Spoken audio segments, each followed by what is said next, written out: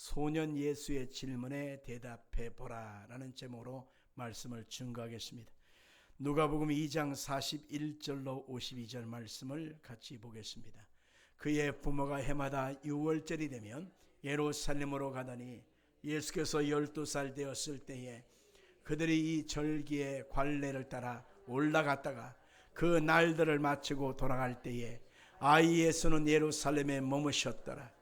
그 부모는 이를 알지 못하고 동행 중에 있는 줄로 생각하고 하룻길을 간 후 친족과 아는 자 중에서 찾되 만나지 못함에 찾으면서 예루살렘에 돌아갔더니 사흘 후에 성전에서 만난즉 그가 선생들 중에 앉으사 그들에게 듣기도 하시며 묻기도 하시니 듣는 자가 다 그의 지혜와 대답을 놀랍게 여기더라.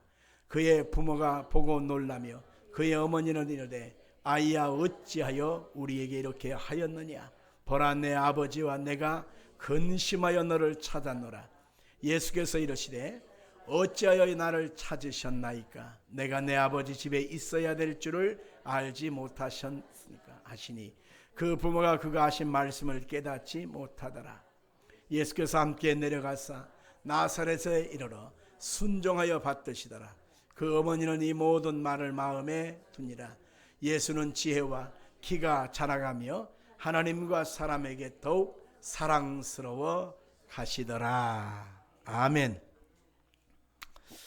예수를 믿는 사람들의 공통적인 하나의 소원이 있다면 예수를 잘 믿고 또한 주 안에서 복된 인생을 사는 것입니다. 그러면 예수를 잘 믿는다고 하는 것은 뭡니까? 라고 물어본다면 그야말로 뻔하죠. 교회 잘 다니고 열심히 나와서 예배를 잘 드리고 헌금 잘하고 성경 잘 읽고 봉사 열심히 하는 거 아니겠습니까? 이것이 예수 잘 믿는 것 아니겠습니까? 물론 맞습니다. 예수를 잘 믿는 사람 모두에게 발견되는 공통적인 현상이 바로 이런 것들입니다. 그러나 이것보다 더 중요한 것은 우리가 예수를 잘 믿는다고 하는 것은 하나님께 인정받는 삶을 사는 것입니다. 같이 합시다. 하나님께 인정받는 삶을 삽시다. 아무리 사람에게 인정받고 칭찬을 받아도 하나님께서 인정하지 않는다면 그것은 헛된 인생에 불과한 것입니다. 마지막 때에 우리가 인생을 살아와서 인생을 끝나고 나서 하나님 앞에 섰을 때에 우리가 이런 일도 하고 저런 일도 하고 이 일도 했고 저 일도 많이 했습니다. 칭찬을 기대하겠지만은 예수님께서 마태복음 7장에 보니까 뭐라고 하십니까? 나는 너를 도무지 알지 못한다. 나는 너를 알지 못해 라고 말한다면 여러분 우리의 인생은 헛된 인생을 산 것이고 헛된 신앙생활을 한 것과 같은 것입니다. 오늘 본문의 말씀은 예수님께서 12살 소년이 되었을 때에 예루살렘에 올라갔습니다. 그의 양부모인 마리아와 요셉과 함께 12살에 올라간 것은 성인식을 치르기 위하여 올라간 것입니다. 이스라엘의 관습상 12살이 되어지면 이제 너는 애가 아니야. 너는 청년으로 성인으로 이제 올라가는 나이다 해서 하나님께 예배를 드리고 그리고 마침 그때가 6월절 절기의 명절이었습니다. 그래서 6월절 명절도 지키고 성인식도 치르기 위해서 그 양 부모님과 함께 예루살렘에 올라가서 예배 잘 드리고 행사도 잘 치르고 내려오다가 그만 문제가 생기고 말았습니다. 예수님이 함께 계신 줄 알았는데 그만 계신지도 모르고 함께 있는 줄도 모르고 그냥 하루길을 그냥 가다가 없네 하다가 그만 그 가정에 난리가 난 것입니다. 혼돈과 무질서 속에서 예수를 찾다가 결국 사흘 만에 예루살렘 성전에서 찾게 되는 장면입니다. 오늘 우리는 예수님께서 태어나실 때의 그 장면, 그 마국간에 태어나셨을 때의 장면을 훤히 알고 있지요. 그리고 예수님께서 30살에 세례를 받으시고 그리고 3년의 과정을 통해서 십자가의 고난의 길을 걸어가신 장면도 우리가 다 알고 있지요. 그런데 그 중간에 있는 과정에 대해서는 성경에는 어떤 그 생략을 하고 말았습니다. 그래서 12살 되었을 때의 모습은 오늘 이 본문 밖에 나오지 않는 아주 귀한 장면인 것입니다. 그래서 오늘 이 12살 되어진 소년 예수님께서 모두에게 던지는 세 가지 질문, 그것이 과연 무엇인가에 대한 답변을 해보기를 원합니다. 첫 번째로, 당신은 언제나 주님과 동행하고 있는가? 라고 하는 제목을 던져보고자 하는 것입니다. 누가복음 2장 43절로 44절을 한번 다시 읽겠습니다. 시작. 그 날들을 마치고 아이 예수는 예루살렘에 머무셨더라. 그 아이 부모는 이를 알지 못하고 동행 중에 있는 줄로 생각하고 하루 길을 간 후 친족과 아는 자 중에서 찾되. 본인들은 나사렛에서 와서 나사렛으로 다시 돌아가는 과정입니다. 그 나사렛에서 예루살렘까지의 거리가 130km 정도 되어집니다. 우리가 성남에서 대전까지의 거리가 140km 정도 되어지거든요. 그러니까 대전까지 조금 못 미치는 거리 정도 된다라고 생각합니다. 나사렛 시골 땅에서 예루살렘이라고 하는 큰 도시까지 가다 보면 높은 산등성이를 많이 넘어야 되고 골짜기도 지나가야 합니다. 근데 거기에 간혹 강도, 도둑대가 숨어 있다가 지나가는 그 사람들의 그 짐을 뺏고 사람의 목숨도 해야 하는 그런 위험한 일들이 생기게 됩니다. 그래서 혼자 한두 명이 가지 못하고 사람들이 때를 이어서 가야만 감히 접근을 못하거든요. 그래서 동네 사람들이 6월절 명절도 지킬 겸 해서 사람들이 때를 잃었는데 수십 명에서 수백 명이 어울려서 가다 보니까 큰 무리가 되어졌지 않겠습니까? 예배를 잘 드리고 내려오다가 그만 문제가 생기고 말았습니다. 자기 뒤에 어디쯤에 사람들 속에 섞여서 예수님이 오실 줄 알았는데 하루를 지나고 난 다음에 보니까 그때서야 어머, 예수 어디 갔지? 어디 간 거야? 하면서 그때서야 예수님을 찾더라는 것입니다. 동행 중에 있는 줄로 생각하고 라고 하는 이 본문의 말씀의 이 내용을 봐야 하는 것입니다. 여러분, 지금까지 살아오면서 자식들을 혹시 잃어버린 그런 기억들이 있다면 그것을 금방 아실 것입니다. 아니, 여기 있는 줄 알았는데, 함께 할 줄 알았는데 없다는 거예요. 그래서 동행 중에서 찾아봤는데 없더라는 것입니다. 모든 문제가 바로 여기서 시작되는 것입니다. 신앙생활의 위기가 바로 여기에 있는 것입니다. 모두가 신앙생활을 하면서 자기 생각과 자기 방식대로 그리고 교회 생활을 하고 신앙생활을 하지요. 그러면서 나는 주님과 함께 하고 있다, 나는 주님과 동행하고 있다라고 하는 그런 생각을 한다는 것입니다. 그것은 착각하는 것입니다. 같이 봅시다. 착각하는 것이다.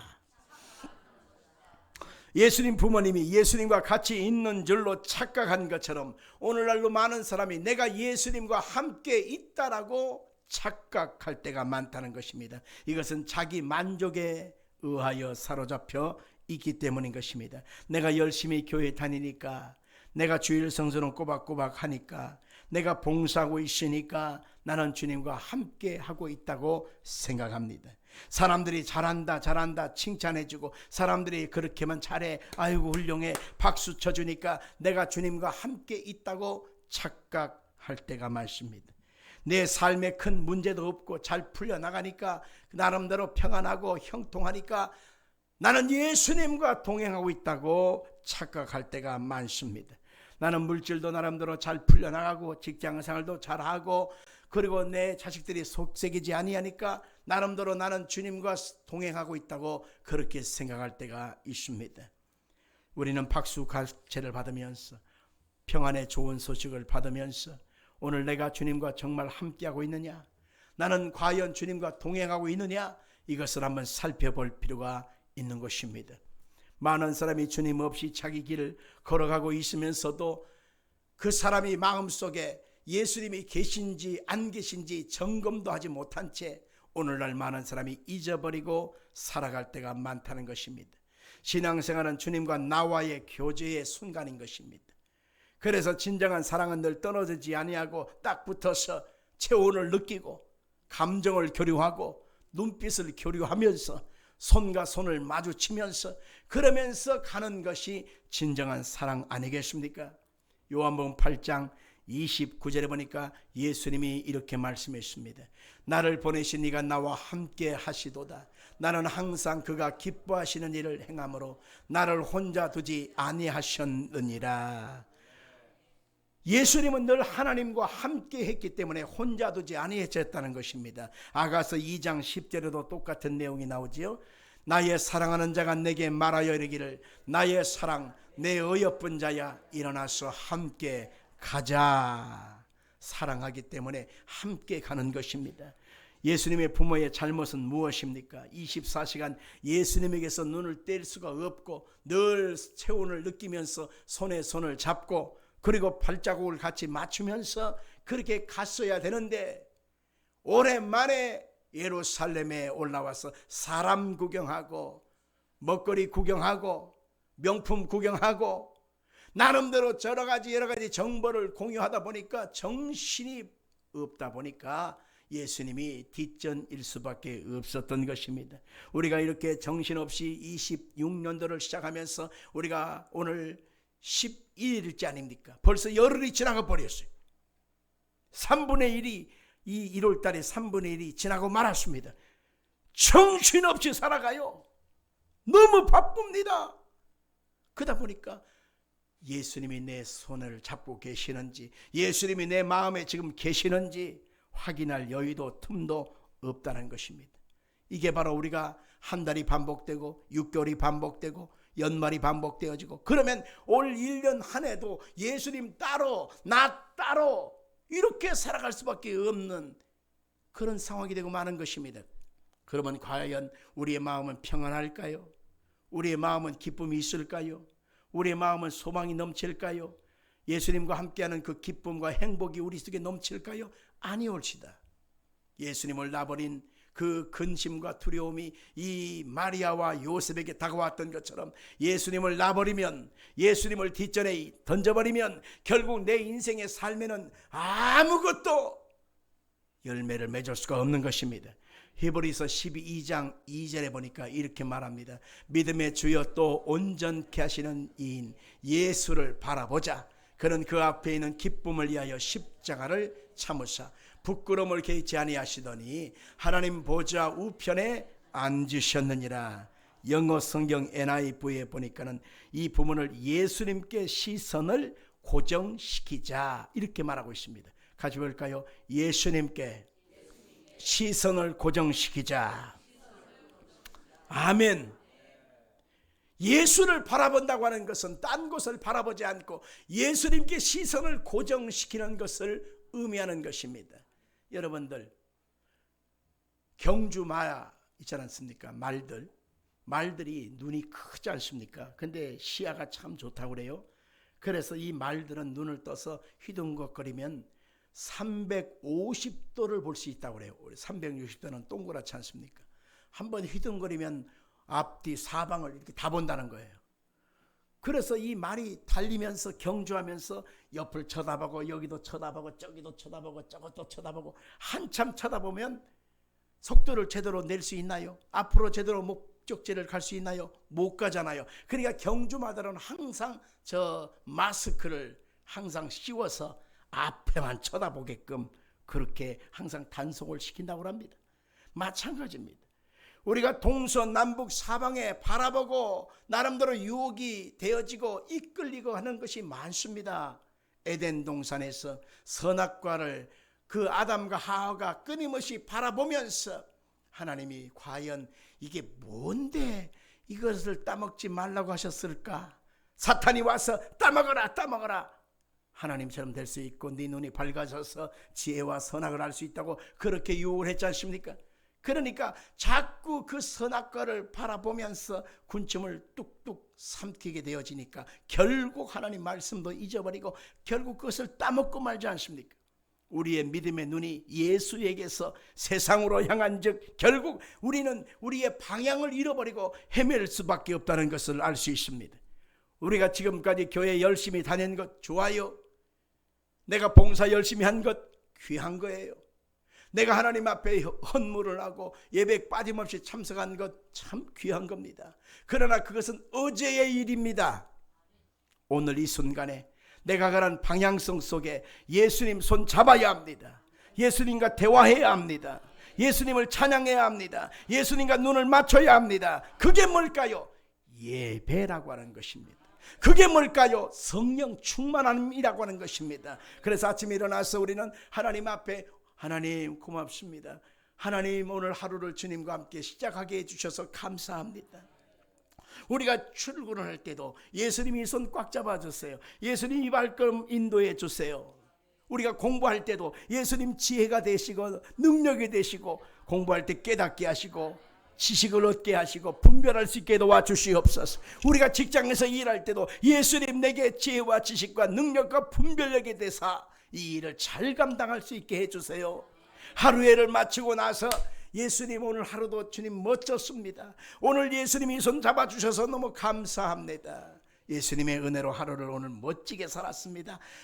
감사해요. 오늘 밤에도 주님 나를 지켜주시고 내일 아침에도 가뿐히 일어나서게 해주세요. 그렇게 예수님 앞에 하루의 24시간을 순간순간 예수님을 부르며 예수님과 함께 걸어가는 인생 속에 하나님의 영광이 임하고 은총이 임하게 되는 것입니다. 두 번째, 오늘 이 본문에 보니까 소년 예수님이 무엇을 질문합니까? 우리 한번 보실까요? 당신은 예수님께 불평하고 있지 않은가? 라고 하는 것입니다. 예수님의 부모는 예수를 잃어버린 다음에 어디서 잃어버린 줄자 몰랐습니다. 그래서 동행 중에서 찾았습니다. 없었어요. 그래서 아는 사람 중에 있는가 해서 찾아봤는데 없었어요. 그래서 길을 더듬어서 오다 보니까 마지막 장소가 어디냐? 출발 장소였던 예루살렘 성전으로 오게 됐습니다. 거기에 가니까 예수님께서 지금 그 이스라엘의 박사들, 그 선생들하고 하나님의 말씀을 이렇게 나누고 계셨습니다. 하나님의 말씀이 증언되어지고 그 말씀에 대해서 은혜가 있는 복된 시간인 것입니다. 그런데 거기 가서 이 마리아와 요셉이 가서 성질을 냅니다. 우리 한번 46절로 48절을 찾아보겠습니다. 사흘 후에 성전에서 만난 즉 그가 선생들 중에 앉으사 그들에게 듣기도 하시며 묻기도 하시니 듣는 자가 다 그 지혜와 대답을 놀랍게 여기더라. 그의 부모가 보고 놀라며 그의 어머니는 이르되 아이야 어찌하여 우리에게 이렇게 하였느냐? 보라 내 아버지와 내가 근심하여 너를 찾았노라.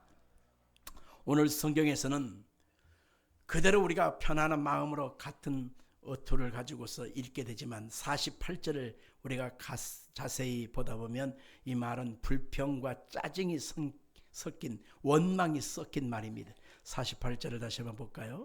자, 제가 읽겠습니다. 그의 부모가 보고 놀라며 그의 어머니는 이르되, 여기서부터 제가 읽겠습니다. 아이야 어찌해서 우리에게 이렇게 하였느냐? 보라 네 아버지와 내가 근심하면서 너를 찾았다. 이건 감사해요? 짜증나는 말이에요? 기뻐하는 말이에요? 원망하는 말이에요? 그렇지. 여기에서 악센트가 표시되어 있지 않지만 여기서 가만히 보다 보면 왜 이렇게 열받게 했냐? 왜 이렇게 성질나게 했느냐? 왜 이렇게 신경질나게 그냥 이렇게 일을 만들었어? 하고서 예수님을 야단치고 있단 말입니다. 자, 여러분들 이것은 누가 잘못한 것임을 알아야 합니다. 예수님이 잘못한 것이 아니고 여기에서 마리아와 요셉이 잘못하고 있었음에도 그것을 깨닫지 못하고 오히려 예수님을 책망하고 예수님께 꾸짖고 있는 것을 보게 되는 것입니다. 어찌하여 나한테 이럴 수 있는가? 어찌하여 우리한테 이렇게 할 수 있어? 하면서 말하는 이 마리아의 태도처럼 우리가 주님을 섬기면서 우리는 끊임없이 이런 마음의 태도가 다가올 때가 있습니다. 내가 봉사하고 이만큼 헌신하고 이만큼 내가 섬겼고 이만큼 내가 책임을 감당했는데 나한테 어찌하여 이럴 수 있어? 어찌하여 나한테 이럴 수 있어? 그러면서 우리는 예수님 앞에 하나님 앞에 우리가 그렇게 말할 때가 많다는 것입니다. 이것은 원망이고 불평이고 하나님 앞에 기쁘게 할 수가 없는 우리의 투정이 되는 것입니다. 이것은 나 자신을 돌아보고 회개해야 될 문제인 것입니다. 예수님을 잃어버리고 내가 먼 길을 갔기 때문에 결국 이런 일이 생기게 된 것입니다. 예수님 뭐라고 합니까? 내가 내 아버지의 집에 있어야 될 줄을 알지 못하셨나이까? 예수님이 대답해 버리잖아요. 당연한 걸 가지고서 왜 그렇게 열냅니까? 왜 화냅니까? 예수님이 지금 그렇게 말씀한 것입니다. 우리가 교회에 재직이 되어지고 귀한 직분을 맡아서 하나님의 일을 하다 보면 우리가 더 이런 위험에 노출될 때가 많습니다. 내가 주님을 섬기는데 왜 나한테 이러십니까? 내가 할 만큼 했는데 왜 나한테 이렇게 어려운 일을 하시고 이렇게 마음고생 시킵니까? 왜 그렇습니까? 이것은 결국 우리의 어리석음의 발로라는 사실을 알아야 하는 것입니다. 이스라엘 백성들이 출애굽을 해서 그들이 홍해를 건너고 광야를 향하여 지나갑니다. 곧 있으면 가나안 땅에 도착하게 되어져요. 그런데 그들이 가나안 땅에 다 들어간 것이 아니라 여호수아와 갈렙과 거기서 태어난 20세 이하의 청년들만, 아이들만 들어갔다고 말하고 있습니다. 그 이유가 바로 뭐냐면 그들을 보고서 하나님이 원망과 불평이 앞섰기 때문이라고 말하고 있습니다.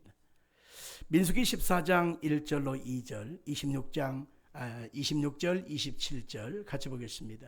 온 회중이 소리를 높여 부르짖으며 백성이 밤새도록 통곡하였더라. 이스라엘 자손이 다 모세와 아론을 원망하며 온 회중이 그들에게 이르되 우리가 애굽 땅에서 죽었거나 이 광야에서 죽었음을 좋았을 것을 여호와께서 모세와 아론에게 말씀하여 이르시되 나를 원망하는 이 악한 회중에게 내가 어느 때까지 참으랴. 이스라엘 자손이 나를 향하여 원망하는 바, 그 원망하는 말을 내가 들었노라.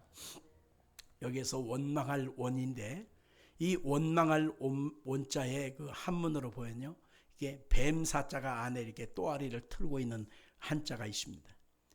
뱀이 그 속에 들어가서 또아리를 트는 것처럼 마음에 들지 않는다는 것입니다.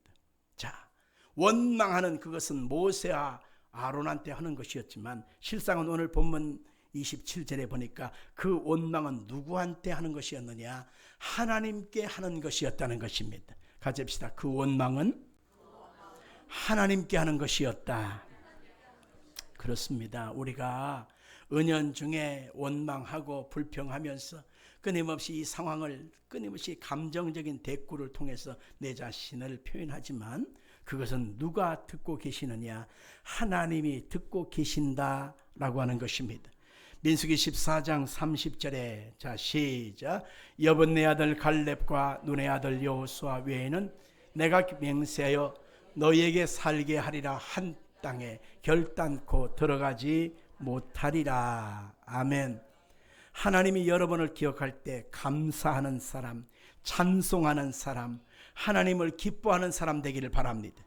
그런데 하나님 앞에 끊임없이 원망과 불평을 일삼으면서 나의 모든 삶, 나의 인생, 나의 신앙생활을 전폭적으로 그렇게 문질러 간다면 아이고 저 사람은 입에다 심리 닷바른 주둥이가 나와서 매일같이 저렇게 하는 아이고 저 사람은 투덜이야 인식될 것입니다. 여러분들 하나님께서는 오늘 우리를 보실 때에 감사하는 자가 되기를 원합니다. 도대체 감사할 수 없는 상황인데 저렇게 감사하는 사람을 보니 하나님이 참 기뻐하시는 역사를 이루어 주시는 것이지요. 시편 50편 23절 100편 4절 시작. 감사로 제사를 드리는 자가 나를 영화롭게 하나니 그의 행위를 옳게 하는 자에게 내가 하나님의 구원을 보이리라.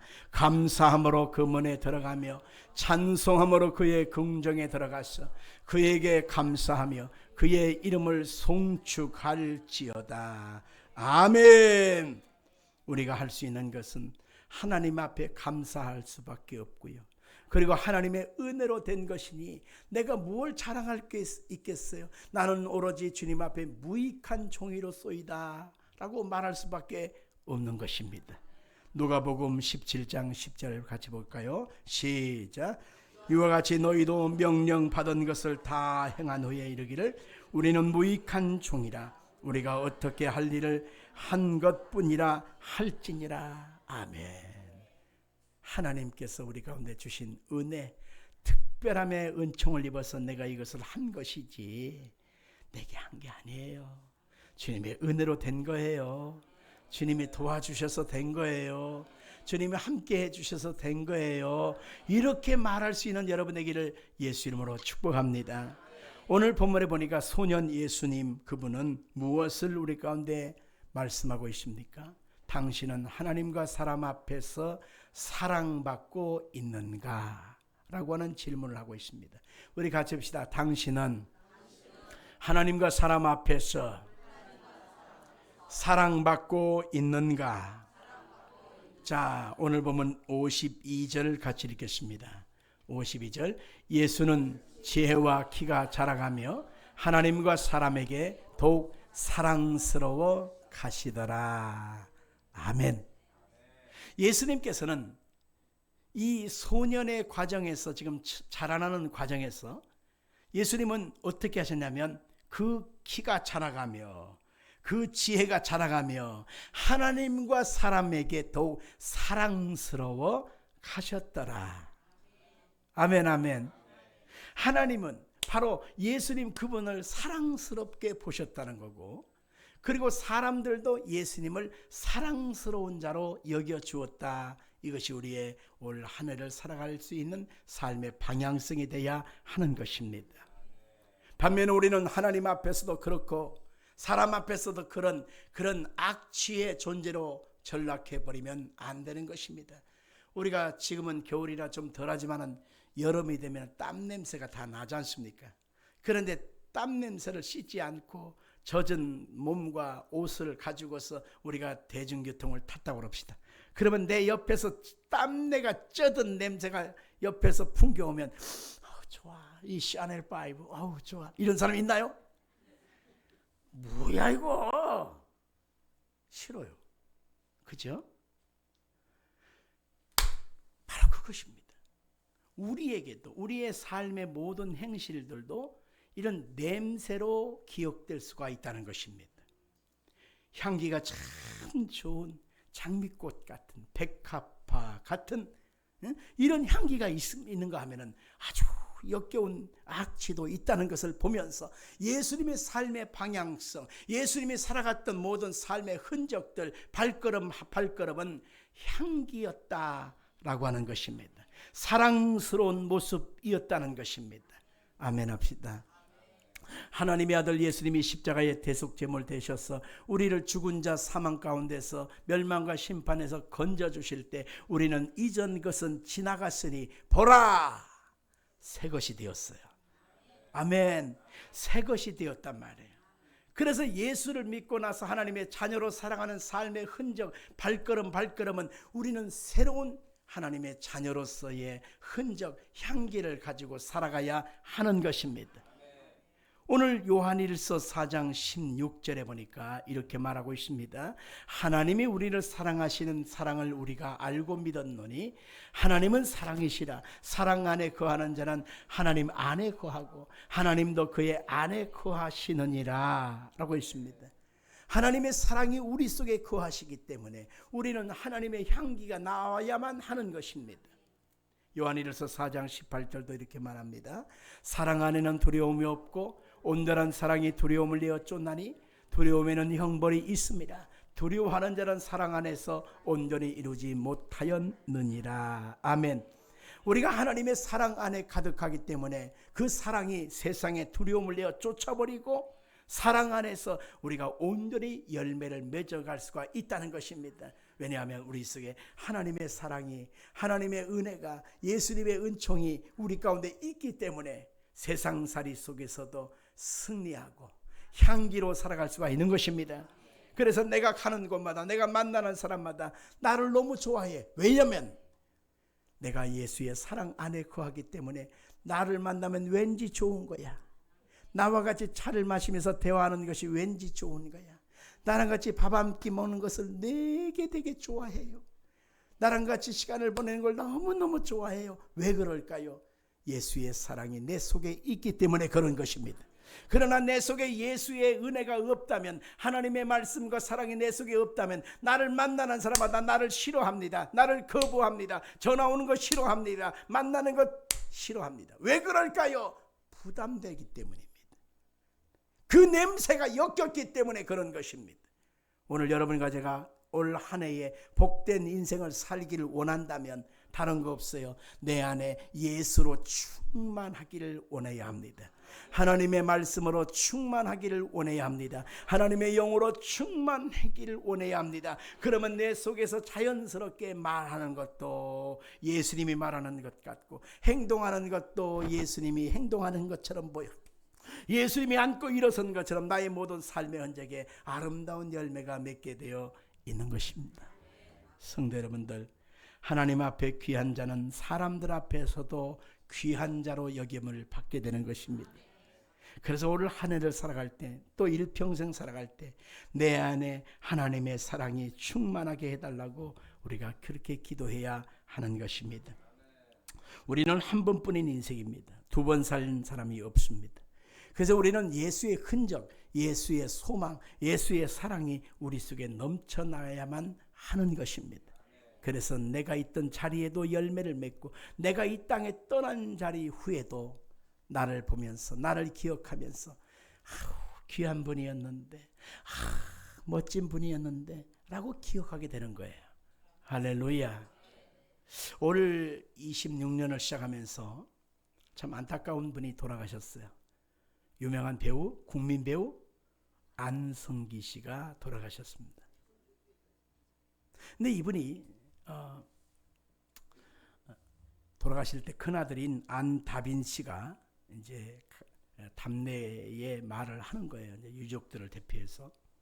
그때 무엇을 얘기하고 있냐면, 그가 5살 때 유치원에서 이렇게 그림을 그려왔대요. 5살짜리가 그림을 얼마나 잘 그렸겠어요? 근데 그 뒤에다가 아빠가 글로 몇 자를 써주었어요. 너는 성공하는 자가 돼야 된다. 너는 권력을 갖고 유명한 자가 되고 부자가 돼야 된다. 이런 말을 거기다 써놓지 않고 이렇게 썼어요. 겸손해야 한다. 정직해야 한다. 사랑하는 자가 돼야 한다. 세상은 필요한 사람은 착한 사람이란다. 그 말을 거기다 써놨던 거예요.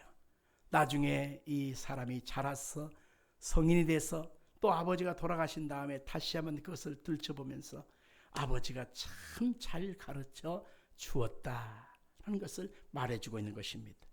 오래 기억하는 것은 바로 뭐냐면, 그 사람이 갖고 있던 권력, 그 사람이 갖고 있던 모든 열매, 실적이 아니라 그 사람의 온전한 삶의 태도를 우리가 온전히 기억하는 것입니다. 그 사람은 천주교인이었습니다. 하나님을 믿었던 사람이죠. 바로 그것입니다. 오늘 여러분과 제가 올 한 해의 복된 새해를 맞이하길 원한다면 여러분과 저는 예수님과 동행하는 삶을 살아야 합니다. 주님을 사랑하는 자가 되길 바랍니다. 주의 은총이 여러분 가운데 있기를 예수 이름으로 축원합니다. 살아계신